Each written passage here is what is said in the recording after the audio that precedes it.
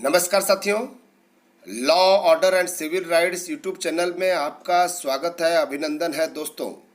रोज की भांति आज 12:30 बजे आपके लिए लेकर आए हुए हैं टुडेज करंट अफेयर्स। ध्यान दीजिएगा, यूपीएससी, एसएससी, बैंक, रेलवे सहित केंद्र एवं राज्य सरकारों द्वारा आयोजित सभी प्रतियोगिता परीक्षा के लिए बहुत ही महत्वपूर्ण है current affairs, general knowledge and general study.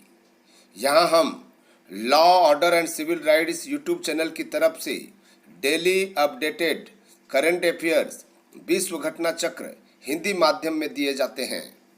दिन प्रतिदिन की घटनाओं पर आधारित ये करंट अफेयर्स किसी भी प्रतियोगिता परीक्षा और अपने आप को अप टू डेट रखने के लिए बेहद महत्वपूर्ण है दोस्तों। ध्यान दीजिएगा, बहुत सारे बच्चे ये पूछते हैं कि करंट अफेयर्स कहाँ का पढ़ें, कैसे पढ़ें। करंट अफेयर्स एक ऐसा विषय है जिसके लिए आपको कोई विशेष सामग्री एकत्रित नहीं करनी पड़ती है। यह विषय हमारे चारों ओर मौजूद है, जिसके लिए समाचार पत्र और वार्षिक गाइड जैसी बेसिक चीज से ही पूरी तैयारी की जा सकती है।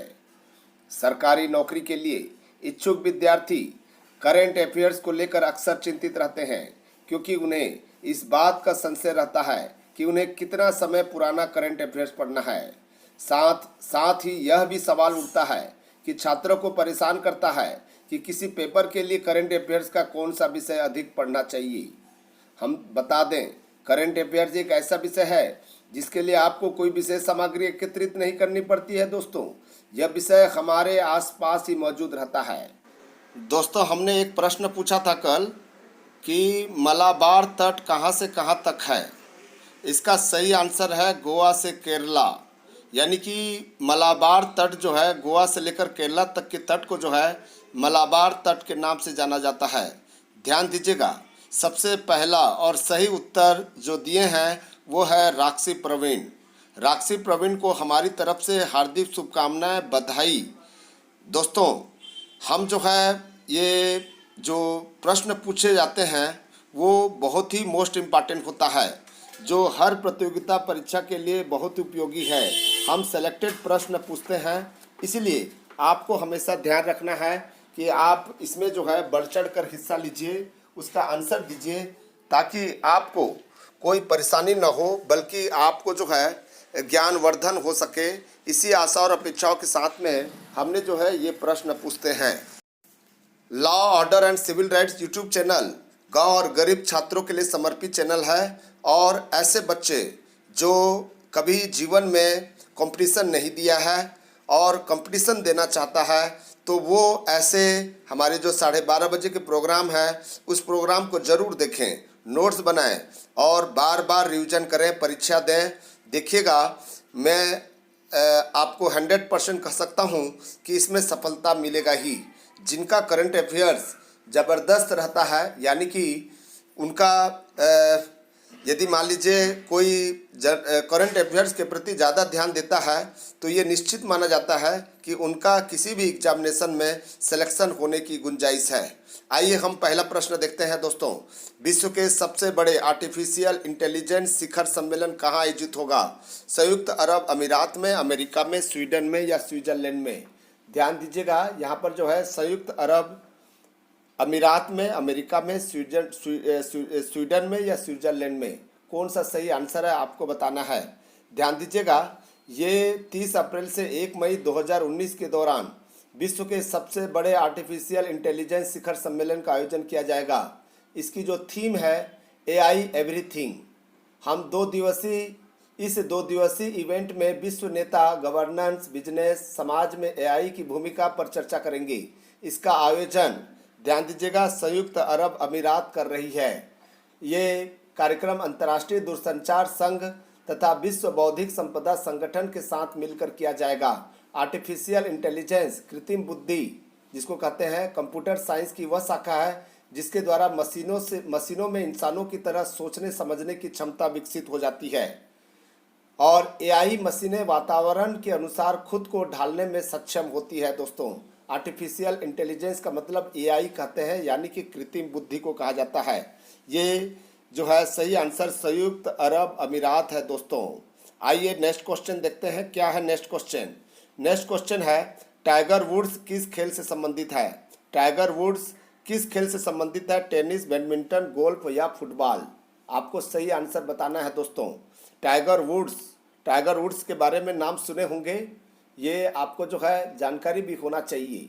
टाइगर वुड्स किस खेल से संबंधित है, टेनिस, बैडमिंटन, गोल्फ, फुटबॉल क्या है, आपको पता होना चाहिए। टाइगर वुड्स जो है 12 अप्रैल को अपने कैरियर का पांचवा दोस्तों मास्टर खिताब जीता हुआ है। ये गोल्फर टाइगर वुड्स ने 15 अप्रैल को अपने कैरियर का 5वां मास्टर खिताब जीता। वुड्स ने आखिरी बार सन 2008 में यूएस ओपन के रूप में कई मेजर खिलाफ जीता था। उन्हें $20 लाख इनाम, ग्रीन जैकेट पहनने का गौरव हासिल हुआ।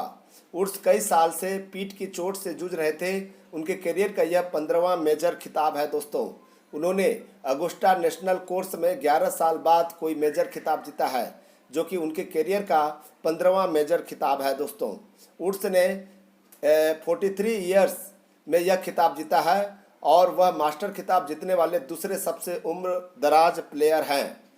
ठीक है, 1986 में जैक निकलस ने 46 की उम्र में मेजर खिताब जीतने का कारनामा किया था।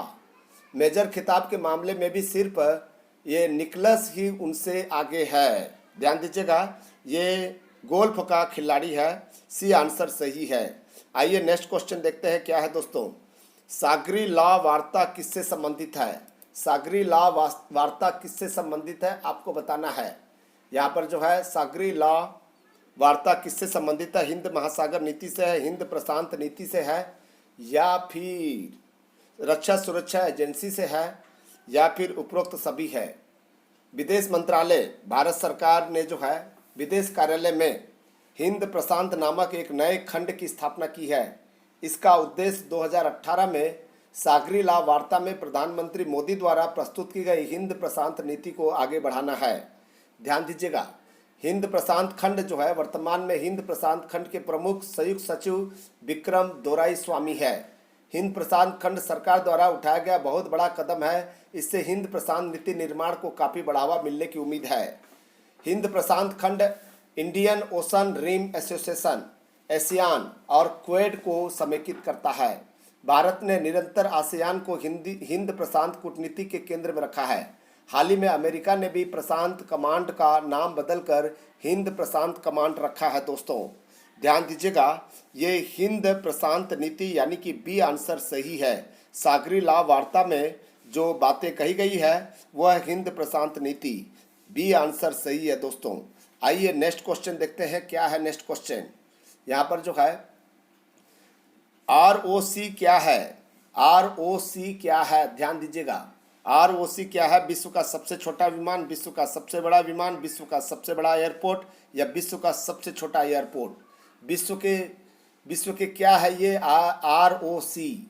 ये पहली परीक्षण सफलतापूर्वक पूरा कर लिया है और ये स्टेटो लॉन्च द्वारा किया गया है। इसको जो है हम आपको पूरा क्लियर बता देते हैं। ROC का मतलब होता है ये विश्व का सबसे बड़ा विमान है जिनको पहली बार ये परीक्षण किया गया और सफलता भी प्राप्त कर लिया गया। विमान का निर्माण जो है स्ट्रेटो लॉन्च द्वारा किया गया है। इस विमान का डिजाइन 2 धड़ वाला है। इसके डैनों का आकार अमेरिकी फुटबॉल फील्ड के आकार से भी अधिक है। परीक्षण के दौरान इस विमान ने 189 मील यानी कि 302 किलोमीटर प्रति घंटा की गति से प्राप्त की। इस विमान ने मोजावे मरुस्थल के ऊपर 17,000 फीट तक की ऊंचाई तक 2.5 घंटे तक उड़ान भरी है।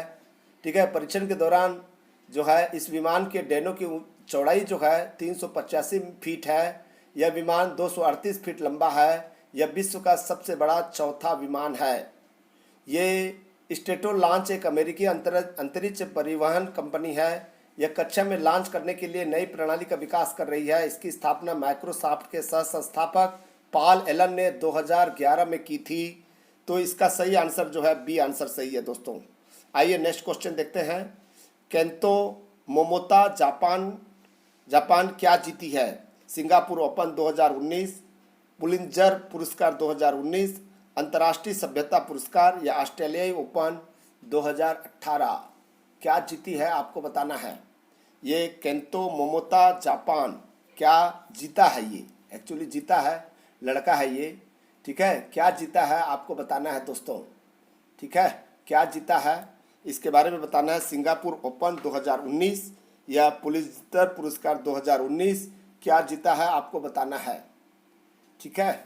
सही आंसर जो है आपको पता होगा तो ज़रूर बता सकते हैं, नहीं तो फिर जो है प्रॉब्लम हो सकता है, ठीक है।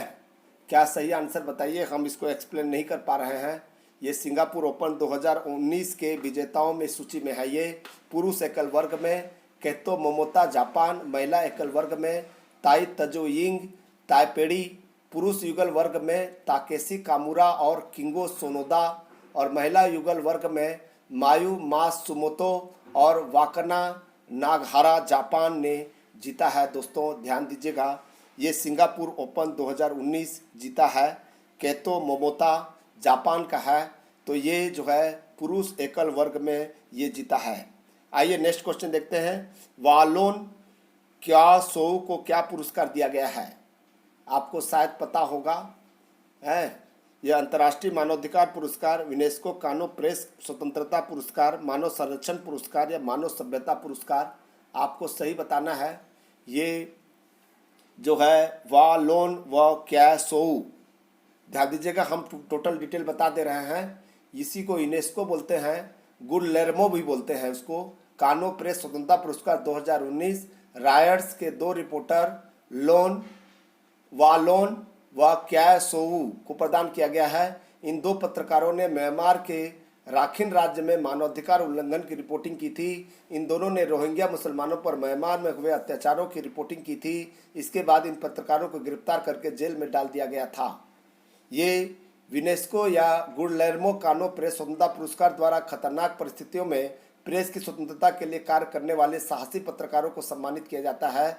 इस पुरस्कार के विजेता को $25,000 इनाम स्वरूप प्रदान किए जाते हैं। इसके लिए गुलेर्मो कानो इसाजा फाउंडेशन, ये हेल्सिंगिन सनोमत फाउंडेशन के द्वारा जो है दिया जाता है। नेक्स्ट क्वेश्चन है, इरुला जनजाति कहाँ पाए जाते हैं, तमिलनाडु, केरल, नीलगिरी पहाड़ियाँ या उपरोक्त सभी, आपको जो है सही आंसर देना है। ये इरुला जनजाति कहाँ पाए जाते हैं, मोस्ट इम्पॉर्टेंट क्वेश्चन है। इसके नाम से सोसाइटी बनी हुई है, इरुला जनजाति महिला कल्याण सोसाइटी बनी हुई है, जो ये सोसाइटी जो है बहुत अच्छे अच्छे काम कर रही है। तो आपको बताना है इरुला जनजाति, इरुला भाषा भी है, ठीक है, ये कहाँ पाई जाती है। तो ध्यान दीजिएगा, हम आपको बता दें इरुला जनजाति तमिलनाडु में भी पाए जाते हैं, केरल में भी, और साथ ही साथ इसका जो मुख्य स्थान है नीलगिरी पहाड़ियाँ हैं। यानी कि तीनों ऑप्शन जो है सही है, उपरोक्त सभी इसका सही आंसर है। दोस्तों ध्यान दीजिए, इरुला जनजाति जो है ये आपका जो है साउथ इंडिया का है, साउथ इंडियन का जो है तो ये जनजाति है जो द्रविड़ियन के नाम से जाना जाता है। जो वैदिक काल में जो है जो आर्य और द्रविड़ के बीच में जो लड़ाई हुई थी वही इरुला जनजाति है। दोस्तों ये डी आंसर सही है। आइए नेक्स्ट क्वेश्चन देखते हैं। आवरम क्या है, आवरम, आवरम क्या है, बच्चों के पोषण, बच्चों के लिए सैनिटरी नैपकिन्स, बच्चों के लिए पोशाक या बच्चों के लिए सुरक्षा ऐप है। क्या आंसर सही है आपको बताना है। दोस्तों इसका सही आंसर आपको जो है जल्दी से बताइए, बच्चों के पोषण, बच्चों के लिए सैनिटरी नैपकिन्स या बच्चों के लिए पोशाक या बच्चों के लिए सुरक्षा ऐप। तो आपको बता दें ये प्रोजेक्ट कन्नम्मा की शुरुआत अगस्त 2018 को की गई थी। इसका उद्देश्य उसके लिए छात्राओं को निःशुल्क बायोडिग्रेडेबल सैनिटरी नैपकिन उपलब्ध कराना है। आप समझ गए होंगे ये जो है। तो इस पहल के लिए इरुला जनजाति महिला कल्याण सोसाइटी द्वारा सैनिटरी नैपकिन उपलब्ध कराए जाते हैं, ठीक है। इरुला जनजाति महिला कल्याण सोसाइटी की महिलाएं प्रतिदिन 1000 पैड्स का निर्माण करती है। इन सैनिटरी नैपकिन्स को आवरम नामक ब्रांड के तहत बेचा जाता है। आवरम नामक ब्रांड के तहत बेचा जाता है। इसका निर्माण प्राकृतिक कच्चे माल जैसे कपास इत्यादि से किया जाता है, ठीक है। इसका सही आंसर जो है बी है। दोस्तों आइए नेक्स्ट क्वेश्चन देखते हैं। ये माय सर्किल सुरक्षा संबंधित है, माय सर्किल सुरक्षा संबंधित है बच्चों के लिए। महिलाओं के लिए या फिर बुजुर्गों के लिए या दुर्घटनाओं के लिए। ये आपको जो है शायद पता होगा, मुझे पूरा विश्वास है कि ये एयरटेल ने लॉन्च किया है माय सर्किल सुरक्षा ऐप। भारतीय एयरटेल ने फिक्की लेडीज ऑर्गेनाइजेशन के साथ मिलकर माय सर्किल नामक ऐप लॉन्च की है। इसका उद्देश्य संकट के समय महिलाओं की सहायता करना है, यानी कि बी आंसर सही है। इस ऐप के द्वारा महिलाएं संकट की स्थिति में अपने परिवार के 5 सदस्यों अथवा दोस्तों को SOS अलर्ट भेज सकती है। यह अंग्रेजी, हिंदी, तमिल सभी भाषाओं में जो है उपलब्ध होगी। संकट की स्थिति में महिला ऐप में SOS को दबाकर जो है SOS अलर्ट भेज सकती है। दोस्तों, ये महिलाओं से संबंधित है, जो एयरटेल के द्वारा जो है लॉन्च किया गया है, वो भी फिक्की लेडीज ऑर्गेनाइजेशन के माध्यम से। आइए नेक्स्ट क्वेश्चन देखते हैं। कौन सी क्षुद्र ग्रह पृथ्वी की ओर आ रही है? कौन सी क्षुद्र ग्रह पृथ्वी की ओर आ रही है? आपको जो है सही आंसर बताना है। ठीक है, सही आंसर जो है आपको बताना है। इसका सही आंसर क्या हो सकता है? Space X, space Z, space Y या स्पेस प्लस। आपको जो है इसके बारे में यदि जानकारी हो तो ज़रूर बताइए क्या है ये।